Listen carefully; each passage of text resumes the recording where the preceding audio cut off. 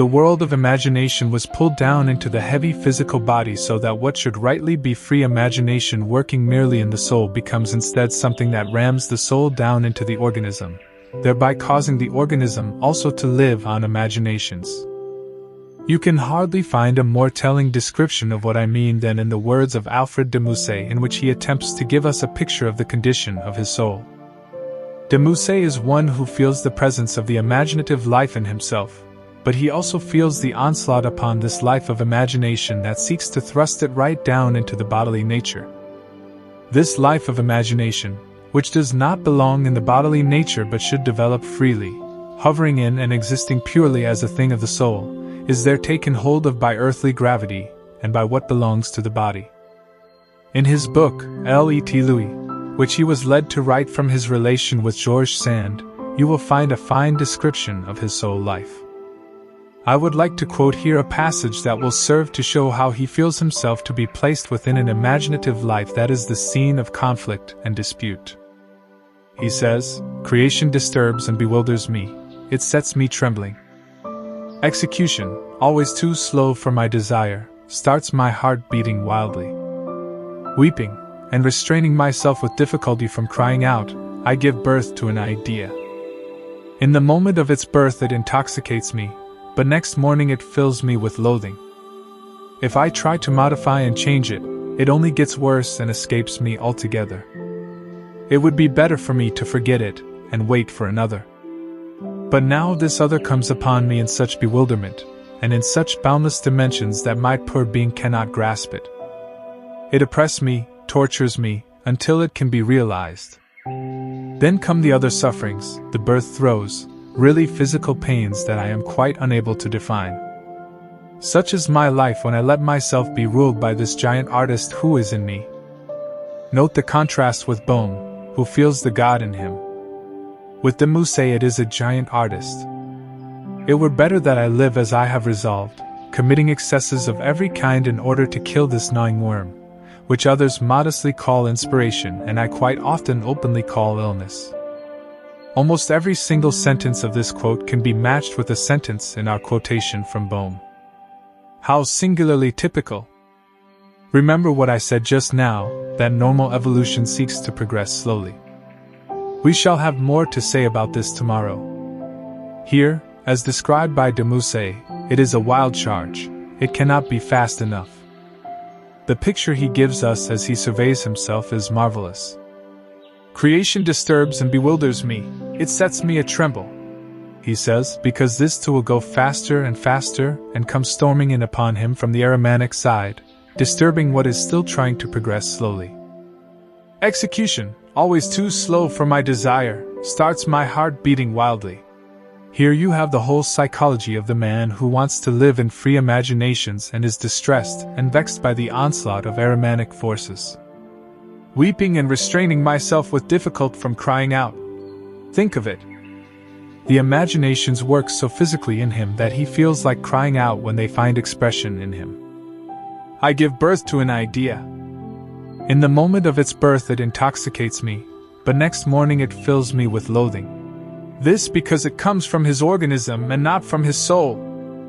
If I try to modify and change it, it only gets worse and escapes me altogether. Better I forget it, and wait for another." Here he wants perpetually to go faster, faster than normal evolution can go.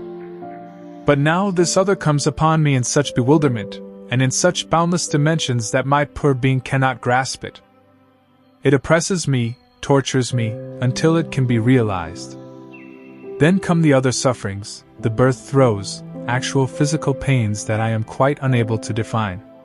Then, when he beholds this giant artist that works within him, he says he would rather follow the life he has marked out for himself, that is, have nothing to do with this whole imaginative world, because he calls it an illness.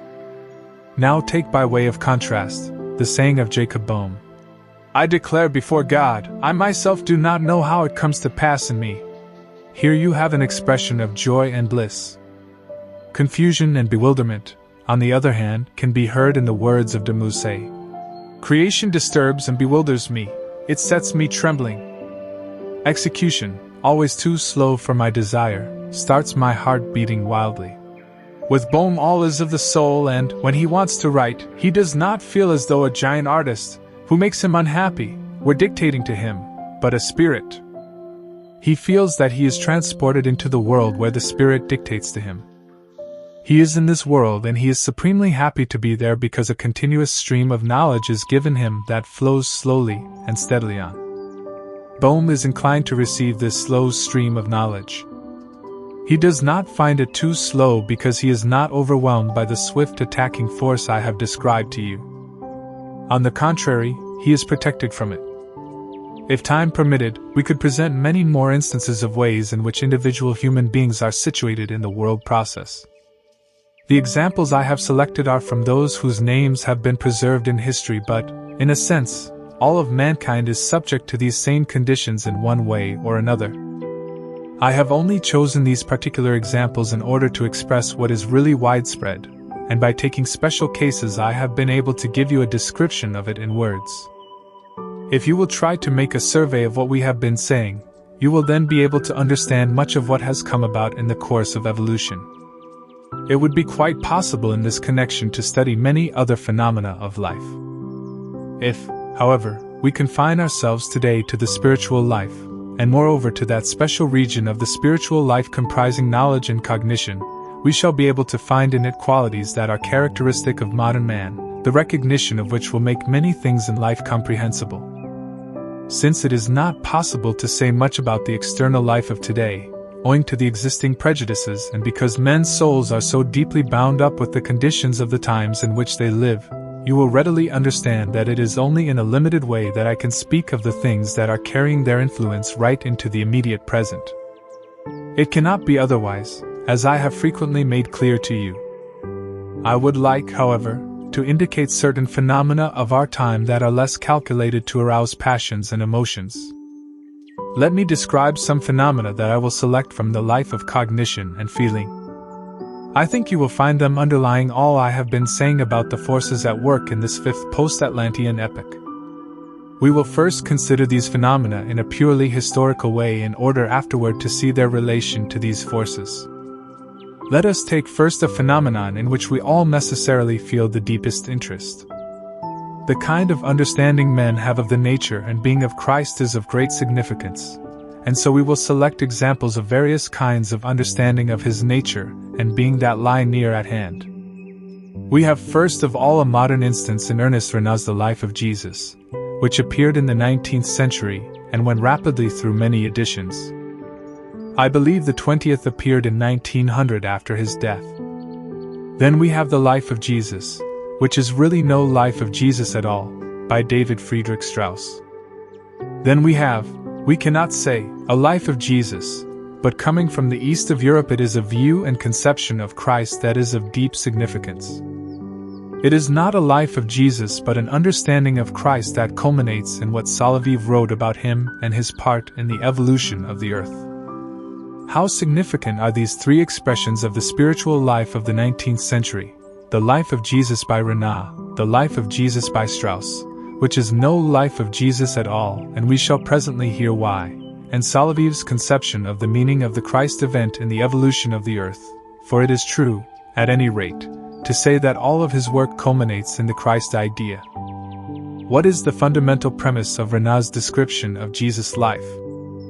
If you want to appreciate rightly Renan's book, to understand it as a document of the times, then you must compare it with the earlier presentations of Jesus' life. Nor do you need to read only the literary accounts of his life. You can also look at the paintings of artists. You will find that the representation of the life of Jesus always takes the same path.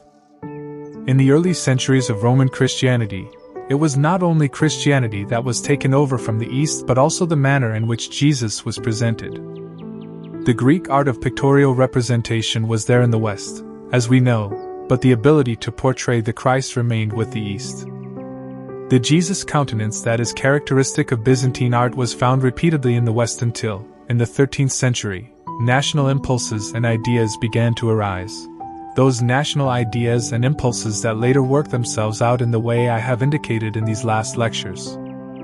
Owing to the national impulse, a gradual change came about in the traditional stereotyped Jesus countenance that had been portrayed so long.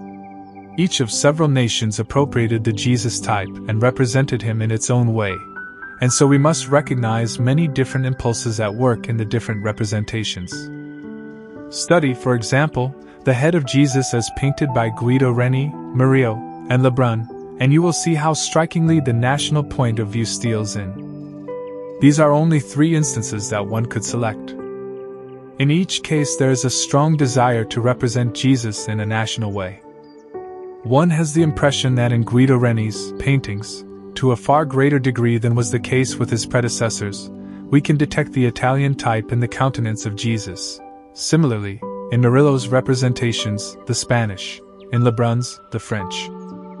All 3 painters show evidence as well of the working of church tradition. Behind every one of their paintings stands the power of the church.